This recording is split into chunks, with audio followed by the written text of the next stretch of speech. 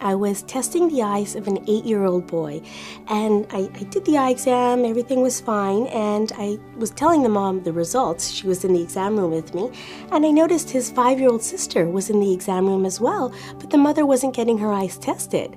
When I suggested to the mother that we should test the little girl's eyes as well, the mother said, "Oh, no, she's fine. She's got no complaints, no concerns. I'm really not worried about her." Took a little bit of convincing, but I eventually did get the mother to agree to get the little girl's eyes tested. This little girl could not even see the big letter E on that eye chart.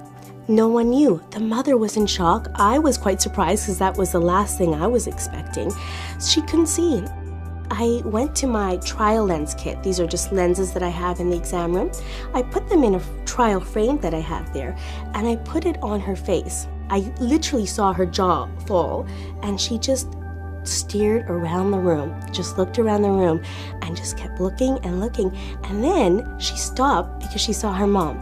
She looked at her mother, and she wouldn't take her eyes off her. She got up off the chair, went up to her mother, and started feeling her mother's face, because for the very first time, she was seeing the details in her mother's face. She'd never seen that before.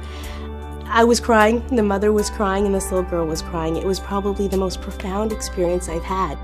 Children don't know. This little girl was functioning as a legally blind person, but she thought that's how everybody saw. She never knew that you could see any differently because that was how her vision always was. It changed my life, and I realized how profound vision is in our day-to-day life. And I wanted to be a part of making that change in other people's life.